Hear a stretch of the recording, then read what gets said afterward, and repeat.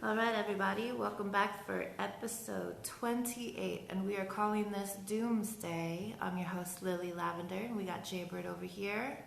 And we got a new guest on here, young man Ray Ray. He's going to be putting in his 2 cents on this subject here today. And the reason we have a different demographic is we're going to take on this from an outside perspective. This whole episode is from when we started, either in service industry or the way we grew up in life, to a new generation of different tactics that's coming up. And we wanted a younger person's perspective on the matter. So this episode we're going to be discussing the new age and different things that we're going to be dealing with, as well as being in the service industry. And we were kind of discussing this a little bit earlier, and I was talking to you about it. But I was wondering if you're on your mindset on, are we in for some hard times, or do you think things will keep coasting through? Honestly, I think we are definitely in for hard times, especially with these robots coming out. We were talking about that too. The robots, the AI technology, and just it's doing away with having person-to-person interaction. Interpersonal interactions, with being able to actually have conversations with other people. And I've noticed with a lot of younger generations, you can disagree with me or agree with me if you want to, Ray Ray, that I have noticed that younger generations have a hard time talking to people face to face. They do. That is a very agreeable statement, and I will not deny that at all, actually.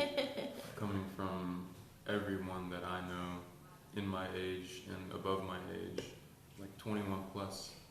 Well, you've been put in a lot of situations growing up to where you had to talk to people, though. Mm-hmm. Like your family has had you in service industry since you started. You've either been busing or essaying, or been cooking a little bit here and there. So you've been forced into situations where you had to learn how to talk to people, right? Yeah. So that being said, do you feel like you're ahead of the game with your generation? Most definitely. See, and you see why I did all that? So that you learn these techniques. If you're curious, this is Lily Lavender's second oldest. Yeah, and she's got an old school way of training her youngins. Yes, just throw them in there. Yeah, most kids in my generation did not start working until about last year, 16. And I've worked from under the table since I was about 12. 12. Yeah. All right. So, and I've worked since I was about 10 years old. I've either been mowing yards or I've been working in grocery stores. There's a lot of things that I've been doing since I was younger. See, I was 9. Yeah, but what broke you? You used to be shy when you were younger too, right? Yeah. Well, no. So I started off as babysitting little kids. And that really helped with the ability of talking to different types of people, because there are definitely different types of kids. Right. You can usually tell when they're young. Well, and I remember when I was a kid that I got heckled big time by my dad. Like, we discussed this in one of our earlier episodes. Actually, as an intro to a new radio show, which we'll be hosting at the end of the week, so be prepared for that. A new explicit radio for Resurrect Radio. But my dad used to heckle the shit out of me, like for being shy and put me in different situations to where like I had, and like he's a big time flirt. And my boss has no problem talking to anybody, and has taught me that to where I can go. And it freaks people out, especially in this generation, that I can just randomly walk up to people, whether it be in a coffee shop or a bar or whatever, and have a conversation and not fear the consequences. And I tell people all the time, like, I'm an expert in rejection. I have no problem being rejected. If you don't have time to talk to me, that's cool. I mean, I'll talk to somebody else. Who was it that just told us that they have a fear of rejection? Scandalous. Scandalous has a fear of rejection. Yeah. So he starts off small, and he does the new generational thing where he'll just send a random message on Facebook or Messenger and just be like, hey, and see what his responses are. But you see this dude, and you would not even think twice about him having that issue. Well, he's got a killer personality. Yeah. He's awesome when he talks to people, when he's in his own element. But like just going out of his way to do such things throws him off his game. So he sticks to what he's, and everybody does. I feel like everybody sticks to what's comfortable like Yeah. in a lot of situations. I think so. Yeah. But I feel like pushing boundaries, I get a thrill out of it. I'm starting to get less and less of a thrill out of it here lately. But like, Just the people around us. yeah, like talking to people and doing something that nobody else is willing to do kind of gets me kind of pumped or excited. Kind of like an adrenaline junkie. Yeah. Yeah. Well, and I love that stuff though. Like I did the Stairway to Heaven. Love that hike, but I did that shit by myself because I was mad. And I was mad at some chick, and we had broke up over there. And then I was just like, you know what, fuck this, I'm gonna do this by myself, and I did it. I did it by myself. Scary. One of the scariest things I've ever done, just because I was by myself. But I love anything that puts me in a negative fear, takes me out of my comfort zone. I'm a huge fan of that. And one of those things, and it's because other people hype it up. Like, oh, I'd never talk to that girl because, you know, she's way out of my league. I do that on purpose. Like, I'll talk to somebody that I know that I don't have a shot with to see what happens. Yeah. Because worst thing that happens is what? She says no. Oh, or, big deal. well, the worst thing that can happen is get ridiculed for trying. That's not that bad. That's not that bad either. Yeah, that's happened to me a couple times before too. But like things people worry about nowadays is them ridiculing you and then ridiculing you to their friends, and then your name gets spread around. So being talked about, which is gonna happen regardless. People just need to understand and get used to the fact that it's gonna happen. Yeah, my biggest thing, and I won't talk to anybody on social media or like that has like a huge following on social media, like does videos and does all that and does Instagram videos. The people who show that they are narcissistic up front, and that's Yeah. all their page is Well, about. I won't talk to anybody like that because I don't need to be feed on their page. Like the last thing I want is like my name being spread around, be like, oh, freaking Jaybird's talking to so and so, like, oh, look what he tried to do, this, that, and the other. I don't do that. Somebody that like promotes themselves on social media all the time, I Yeah. usually don't like anything to do with. But But that also affects a person's job in our industry. oh yeah, well, and you can talk to anybody that I hang out with. I'm usually got a reputation for being a hound, and it's not that I'm like dating or fooling around with everybody. No, you just talk to people. I just talk to people. I really enjoy it. Yeah. Yeah. A lot of people can't separate the two, though. They can't discern flirting from talking, from Just messing having a around good to- time. Bruh, Yeah. and that's a true statement. It's very I true. will literally go say hey to somebody, and everybody thinks that we're fucking. Yeah. It's so true. It's almost instantaneously. Yeah. Or if I'm seen in a photo with somebody, like, Uh-huh. and I'm like instantly somebody is like, I didn't know y'all were dating that chick. I was like, I'm not, man. That's my buddy. Well, and like even yesterday, where were we at? Where did we go yesterday? I had to say, the bar across town. Yeah, I saved you a shot. I was waiting for you to show up so we could discuss today's topic. And she was like, well, I'm assuming to say the girl's your girlfriend. I was like, my best friend, for sure. But like, nah, like we're not that. Like, and she was like, oh, okay. And I was like weirded out about it. Yeah. And so like I started playing around with her a little bit more. Just so, like it's not misunderstood. You know? Well, just like when we were having coffee, when was it, last week? And Sugar Tits was coming in, and Yeah. What's His Face was there, and Same like thing. as they were talking, she said that he thought that I was your girlfriend. Yeah. Well, and the same thing with her. She won't let me.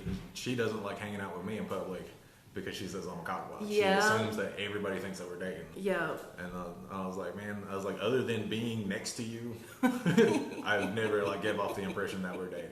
Like not one time. But she's so worried about being, and I think How she's perceived, or what people think about them. yeah. It's crazy. But nobody has the balls to ask questions anymore either. They would rather assume and let that shit spread like wildfire. Yeah. I've had that a couple of times. Yeah. But well, and there's a lot more that comes to this industry. We were talking about inflation and different things. Do you think people are tipping the way they're supposed to, or right now, or do you like? I feel this is my question. As of right now, I feel like people are still tipping 2016 pricing, and it's now 2024. They are. Obviously, like I can't go to the grocery store right now, buy 5 items, and spend $120. Like, Yeah, that that's is true. Yeah. When I was, Ray Ray's age, I could get 150. It lasts me about a month. Like with one person, like that's a lot of damn groceries. Yeah, not Doesn't- anymore. And that's the thing, because all of that is going to affect this business, this industry. And I was saying that the whole robots and the AI programs, it's because the owners and the corporations feel like they're not as much of a liability as a regular human being. Right. Well, and yeah. When they tell you to leave your emotions and leave your home life at the door when you walk into work, it's true. It's a true statement. Those feelings, those emotions, you see them and they take it out on their customers. Yeah, and we've discussed this at length with people that we've either trained or we work with. Be like, listen, you got to leave that shit at the door. You're costing me money. Yes, exactly. Yeah. Like, it's so true when they say that you guys, your whole entire environment, you work as a team. Yeah. Because if one of you is out of character, all of you are gonna fail.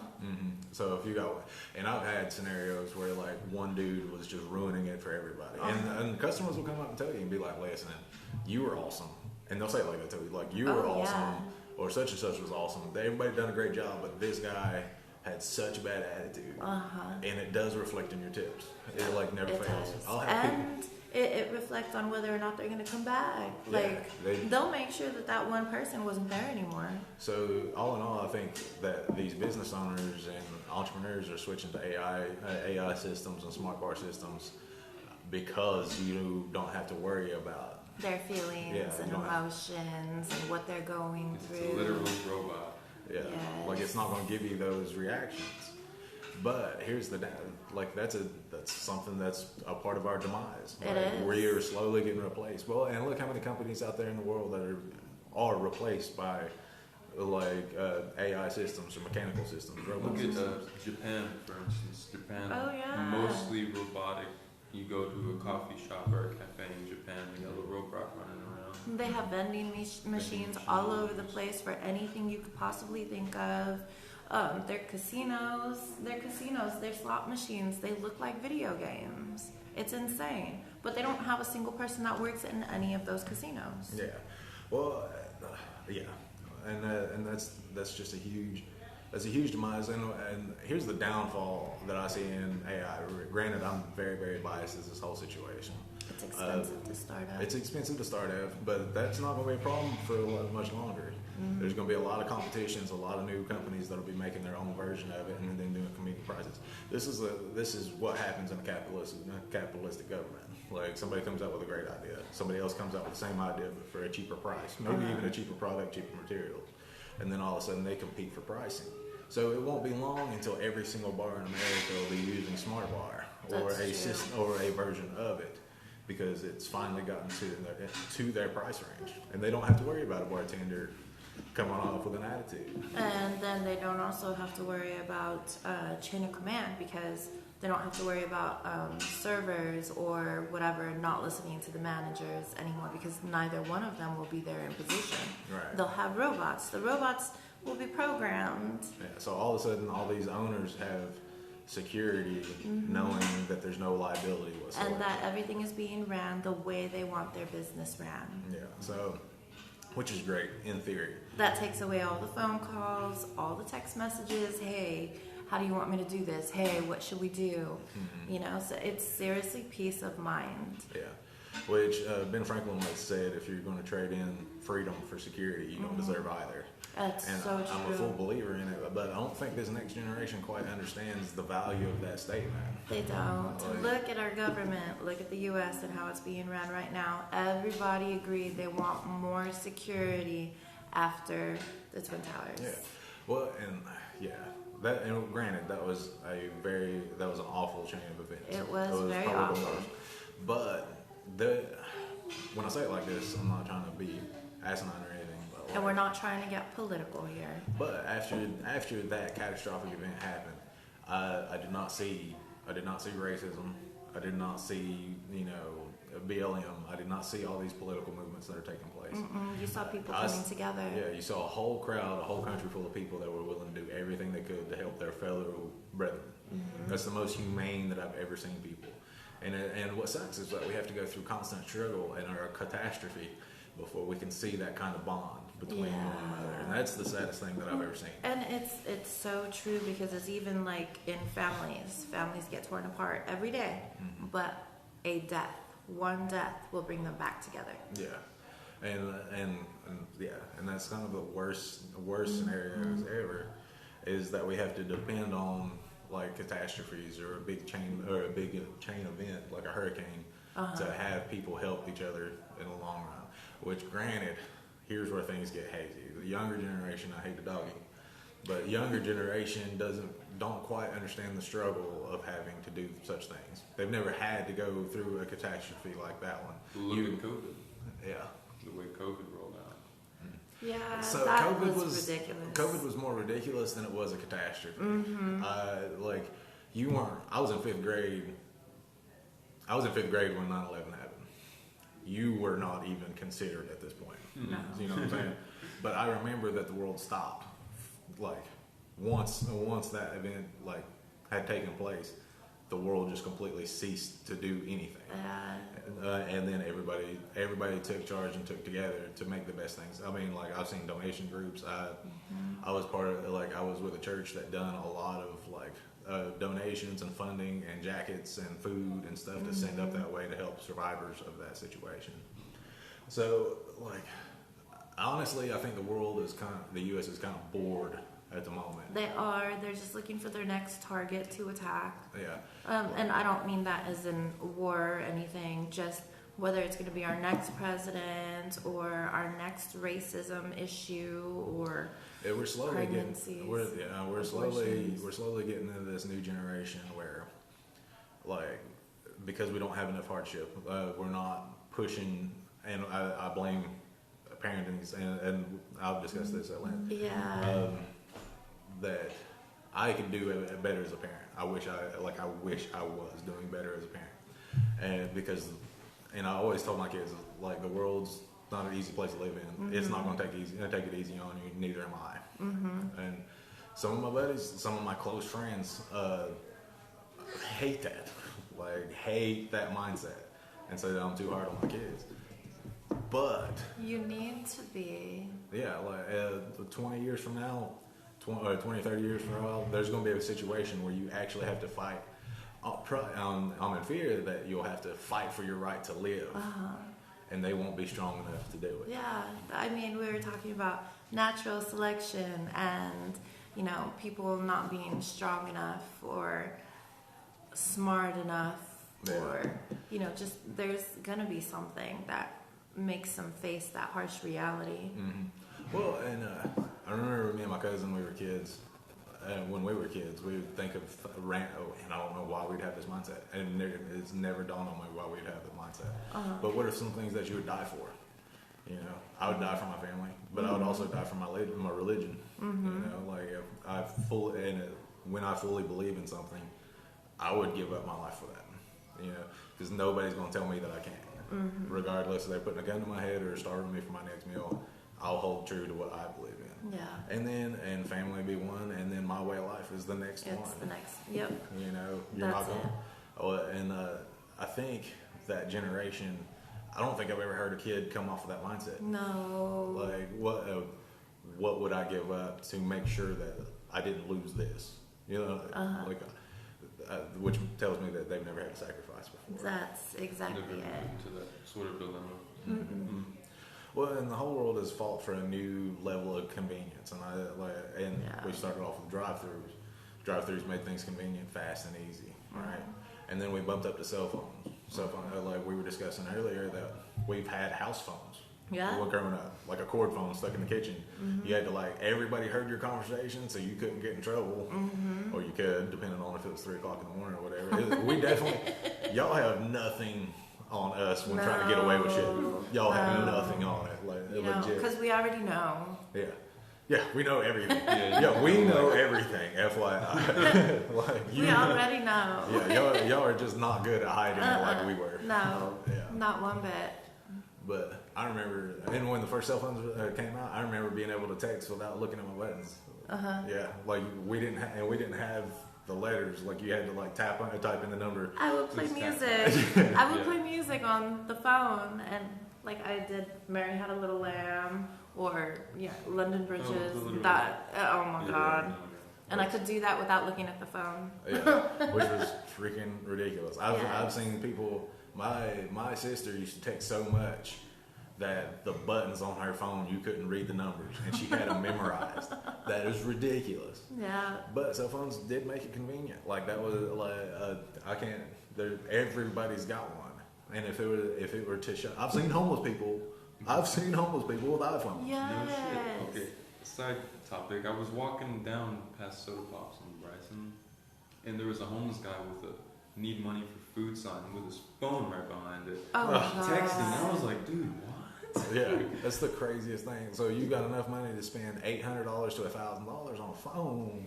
So that leads me to this. We are in an age of convenience. Mm-hmm. That age of convenience is going to regress us. Yeah, Because it promotes people to live easier. Easier. lifestyle. We're Yeah. not going to have any progression whatsoever. We're not going to come out with anything that's new. They're just going to update something that's old. well, strong men are made through struggle. Like Yeah. you find out what you're made of from actually having to put forth effort to make movements. But if they're taking away all the struggle and making everything convenient. Oh, here's what sucks about that whole situation is this whole world is given nothing but convenience. Yes. You take all that away instantly. Yes. You've got 1.1 billion people that don't know how to survive now. That's exactly it. Complete government shutdown, no power, no water, and no cell phones. That's why I said whenever we have those major holidays and everybody is going out of their mind because they can't get a phone call through on their cell phone. I know. Like, are you Losing kidding it. me? Like, I don't think I've ever felt so much peace not being able to get on my phone. It freaking felt phenomenal. And then once it clicked back on, I had like 30 messages. We bring out the candles, we bring out the playing cards, we bring out the board games. Mm-hmm. Like, we have a good time with Yeah. no power. When I remember an age where there were no phones. Yes. Like, I remember it. And for the life of me, I can't remember how the world survived without them. Like, we were talking about how people don't know how to conversate anymore. Yeah. Yeah. You brought that up. Yeah. Because, they just want to text. They don't want to talk on the phone. They And don't want that's to answer another phone thing too. Is calls. like we're having a conversation right now. Like I see your eyes. Yes. And I ain't talking. I ain't trying to toot my own horn, but I feel like that's one of my greatest assets. But nothing pisses me off more than having a conversation directly, and it's a serious one at that. Like if we can have a serious topic of conversation, and you start looking at your phone the whole freaking time, Yeah. nothing makes me madder.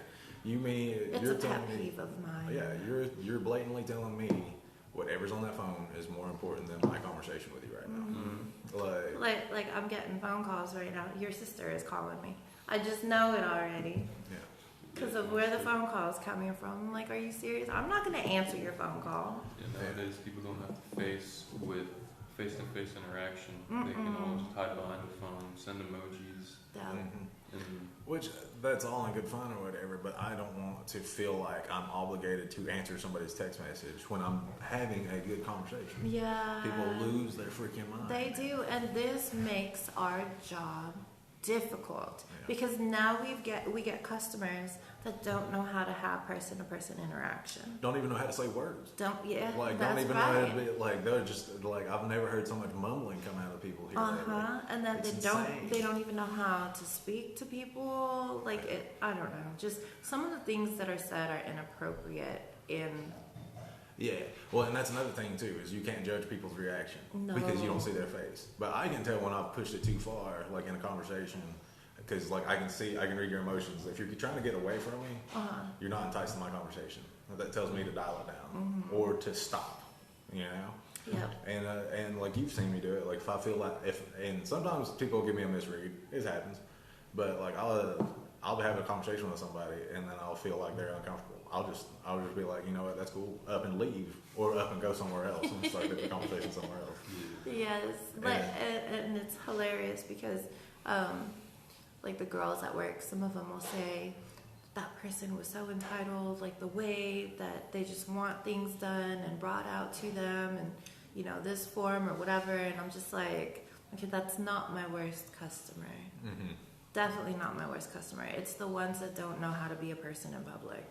Yeah, or just raise mortal hell, and that's when people, and it makes me mad when there's a grown ass man just throwing a tantrum in the freaking middle of a restaurant.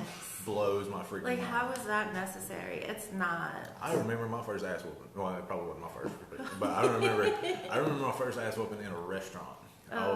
We were at Shoney's, and the whole family was there. And I was showing my ass. I was running around the table. I was picking on people. I was throwing shit in the floor. Like I was a little asshole. Mm-hmm. And my uncle picked me up and wore my ass out in public. Did not care who was around. Did not care. He didn't care about DSS. He didn't care about law enforcement because he was law enforcement. like had no fear whatsoever. Wore me out and like set me in the chair next to him. I had no choice on where I was allowed to sit after that. I sat right next to him. I didn't say a word after that. I can tell there's a lot of people coming up in the world that have not had that experience like mine. Yes. I can tell by the sheer, there's no fear in their eyes whatsoever. I still have a fear that my uncle will show up somewhere and just beat the ever living shit out of me. You know what I'm saying? Like, yeah. And there's a huge amount of respect. Looking back on it now, I was very disrespectful, not only to him, but my whole family. Mm-hmm. Like, I made a scene and embarrassed my whole family. Mm-hmm. That's ridiculous. Yeah, but see, these are things that the parents aren't teaching their children nowadays. Mm-hmm. They just let their kids run around in that store like they're lunatics. I don't know. Yeah. Or you've got the very over-controlling parents that don't let their kids do anything. Yeah, there's those ones too. Like, where do you draw a line? It's a huge balancing act. Yeah. Like, it really is. Like, I feel like harsh disciplines are important. That's how you teach your kids right from wrong. But you got to let them out in the world to have those experiences. You do. You know, I had a friend. He actually used to work for my dad, and he was a carpenter, and he was so freaking funny, man. Mm-hmm. And wild ass. So, some of the stories he told, I was trapped in this man's stories all the time. But he pulled me off to the side one day, and he was like, you know, he said, and I was probably 13 at the time. And he pulled me off to the side, and he's like, you know, I've never had respect for a kid like you before. I was like, I'm not sure what that means. And he looked at me, and he was like, I have a lot of respect for you. He said, your dad tells you not to do something. He said, if you do it, you'll get your ass busted. You'll get your ass busted and not do that again. He said, he said, you'll get your ass busted, not do that again, or you'll find a different way to do it. He said, you change your tactics. He said, I vividly remember getting beat all my life for doing the same shit over and over and over again. Oh my God, are you serious? He said, you're a smart kid. He's like, I think you'll make it far in life. So, yeah. Which I ain't hating life, but I always get what you're saying, man. Some of us it takes a little bit more. And then you got those parents that stick their kids, they stick a tablet or a phone in front of their kids just so they don't misbehave. Like, hell, I'm doing it right now. But there's a reason behind it. There's no right or wrong way. Just, you know, I guess it's what they're willing to do in public with their kids and what they're not willing to do. Or what they know. What they know, yeah, that too. No, man. I still, I chop it up with a huge amount of respect. Like, if you're sitting there screaming in the middle of a restaurant, we will leave the restaurant. I'll beat you there in public, and then we'll leave the restaurant. Especially if you're still raising hell. But I mean, that just tells me that I can't trust you to be out in public. And then we'll take a step back, and then you'll learn how to go back out in public before you know. I mean, I guess the only wrong way would be the parent not to do anything when their child is getting out of hand. And parents do that. Yeah. I've seen parents, I've seen kids sit there and scream at the top of their lungs, and their parents just sit there like nothing's going on. Okay. That I will have to say is the wrong way. There's definitely what that is. Well, I remember we were working over in Bryson. I don't think you were working that day, but I was cooking there, and the other cook with me, you could tell that we were kind of raised in the same way. But it was during the holidays, and there's kids everywhere, and it's a situation like this is where I hate other people's kids. I ain't gonna lie. Yeah. Everybody's screaming. But same thing, this kid was screaming at her mom. She was screaming at her mom, she was screaming at her dad, just running around the table, and finally, and it was an open face kitchen, so I know they could see me, see them, you know. So and I'm looking at this, looking at my buddy, and I was like, man, somebody's got to do something about this. And sure enough, she got up. She got tired of it quick. She got up and she's like holding her by her arm in the air and just wearing her around. But the restaurant was packed. Everybody was there, and everybody was like, "Oh, she just beat her child." Oh, good. And me and my buddy are just laughing our asses off. We're like heckling that kid. And I know she could hear me. I know that little girl could hear me. And I'm just like, "Yep, better get your shit together, man." And she would just sit there and pout. Oh, shit. I'm pretty sure we got tipped that day. Oh, my God. They tipped the cooks. It was great. I think I was working that day. We were There working a few that? times, so they tipped the man. cooks. Yeah. I hate those all. It's good money. It was really, really good money. But I hate when people bring their kids, especially into a setting like that. Yeah. But kudos to mom. If you don't, I think it's awesome. You don't take no shit, especially don't take it from the kids. Because I see kids beating on their grandparents now. Yeah. It blows my What mind. is that about? No, it's.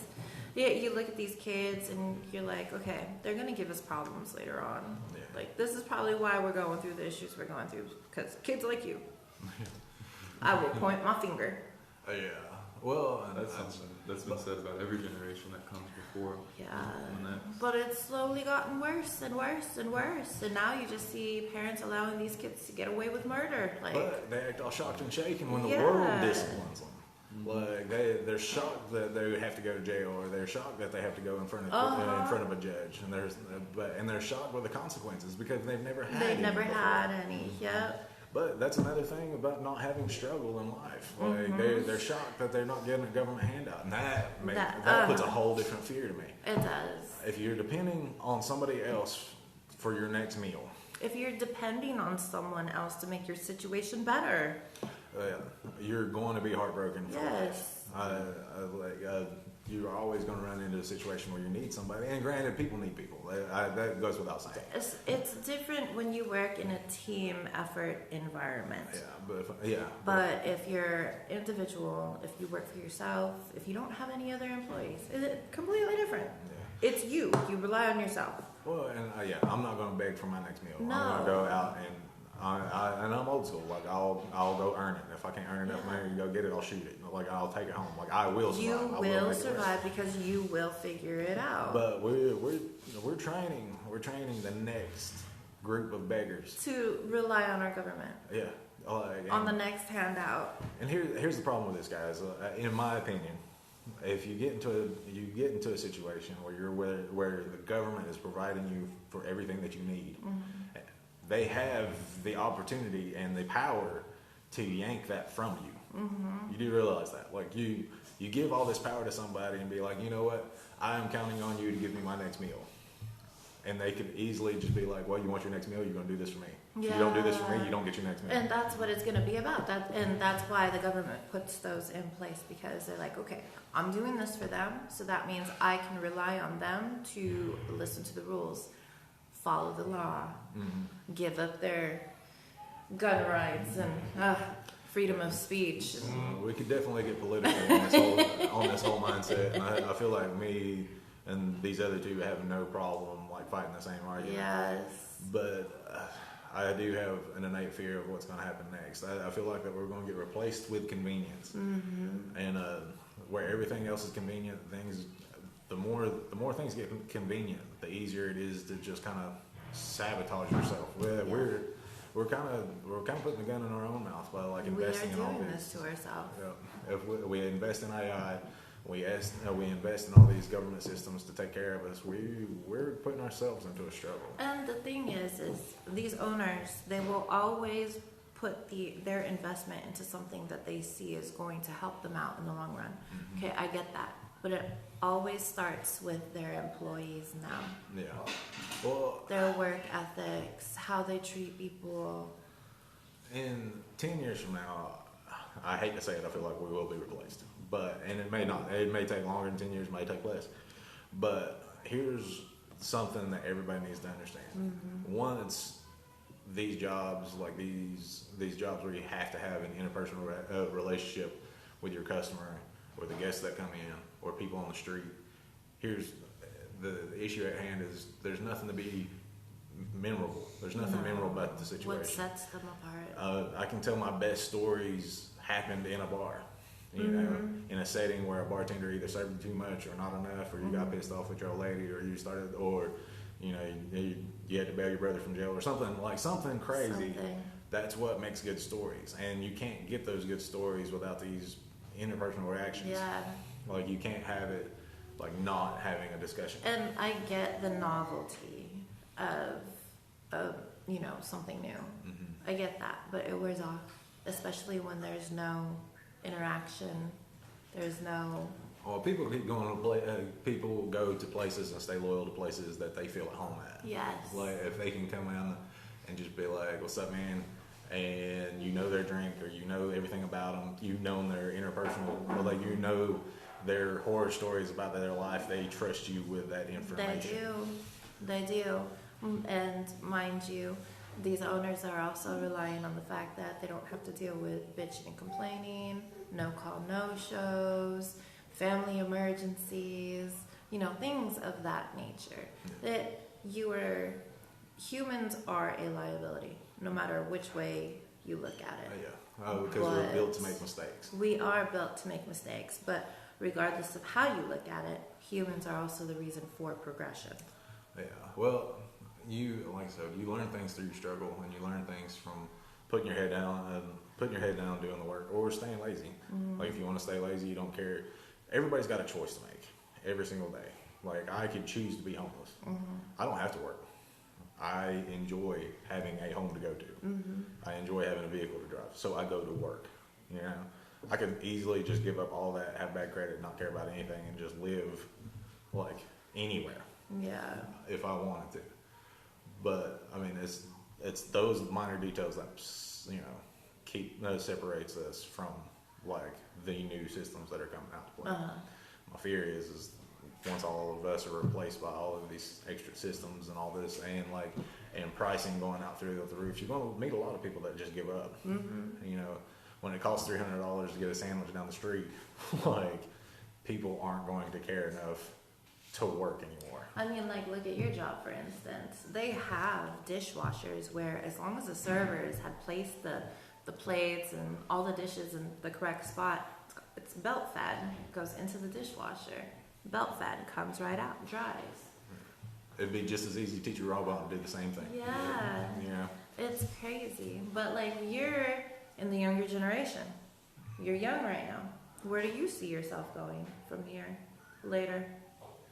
Me, myself,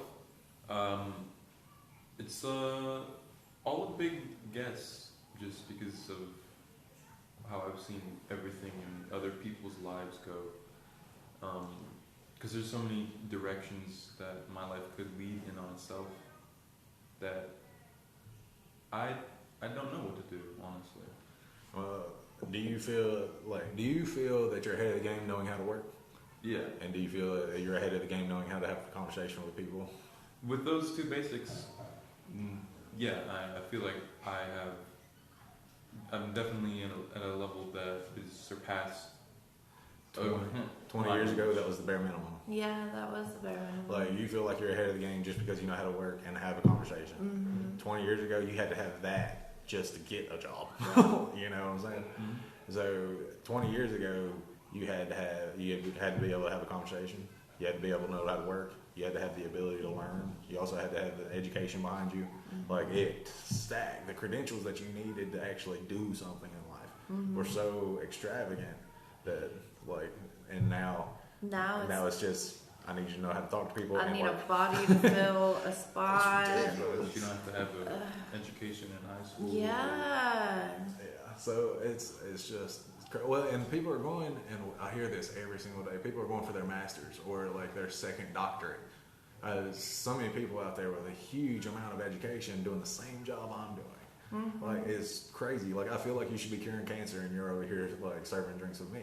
And there's nothing wrong with that. I really, really love my profession, but I don't see myself getting a doctorate. I just don't have the passion for it. It doesn't belong to me. That's not my life. But some of these guys are working every single day to get this education, all this stuff, only to go nowhere with it. Yeah. And I'm not dogging the people that are doing it. That's crazy. That's amazing. That's a huge achievement all on your own. But we've prioritized so many different things that is just not going to matter Yeah. in 20 years. Mm-hmm. Yeah. If we do go through a government shutdown, that you know, this phone that you worry so much about, it's not going to matter. You know, and if things get real, real bad, you know, the power and the water, and you're gonna have to find different ways to get it. God, that people are flipping out because they want to ban TikTok. Like, come on, give me a break, y'all. Why do you care that much about it? Like, it's TikTok. You're watching videos that fucking people just put together because they wanted the attention. What is wrong with you? I hear people all the time. They'll be like, I start watching TikTok and I'm out for 4 hours. Yeah, why? That's 4 hours of your life. You'll why? never get back. What is wrong with you? God, I can't even. So, not trying to get too political, but just trying to give you guys a glimpse of what the world may be like. But the decision, I hate to say it, the decision lies with our younger ones. It really does. And we're to blame for the way we raise them. Yeah. And it starts at home. Anybody can slice it any way we want. But I know I am the way that I am, and I am blessed. I had a great childhood, and I had several parents that took an interest in how I was raised. So I am not doing bad in life, honestly. But my mindset was directly supported by the way I was put together. It's definitely food for thought. Think about it. Yeah. Are you happy where you're at? Are you happy with your work environment, your life environment? It doesn't matter. But just think about 20 years from now. Yeah, and just think about where your direction as a whole is taking us. Because if everybody's sitting here fighting or worried about TikTok or worried about Amazon, and where your next package and all this stuff comes from and how easy things are supposed to be for you. Yeah. And this is the entitlement attitude that I really, really hate about life right now is everything's supposed to be easy. It's not. It's not. You can make it a short-term goal too. Like, look at yourself a year from now. Set some goals. Are you happy where you're at? Yeah. It always starts with what makes you happy, and stop thinking that other people are going to make you happy. Yeah. Stop with this looking for something better, and that there's no loyalty anymore. What was dude's name? The actor from Matthew McConaughey. All right, Matthew McConaughey always used to get a question all the time. He said that, where do you see yourself 5 years from now? He's like, I don't know, come find me in 5 years. 5 years later, they come down the road, and he was like, well, who's your hero in 5 years? He's like, me. He said, I've thought about it. It's me in 5 years. Same question 5 years later. He's like, well, who's your hero now? He's like, it's still me 5 years from now. He said, because the person that I want to be, I'll never achieve. Like, the person that I want to be, I can strive to be that in 5 years, and if I make it, there's somebody else I want to be in 5 years. It's like, you keep improving yourself by setting the bar so high, and you keep it achieving. He said, if you fail, you kept trying. You're holding your own self accountable. Yeah, well, and that's crazy because we have a struggle with people holding themselves accountable. Yes, we do. And I'm sorry to say it, I'm not picking at you, but the younger generation has a real big struggle on acknowledging the fact that they fucked up. Yeah. I've seen a lot of them just be like, I'm placing the blame somewhere else. Like, it was this guy's fault. It wasn't my fault. Or it was my parents' fault for not raising me right. Or this, that, and the other. You know what you're doing wrong. Yeah.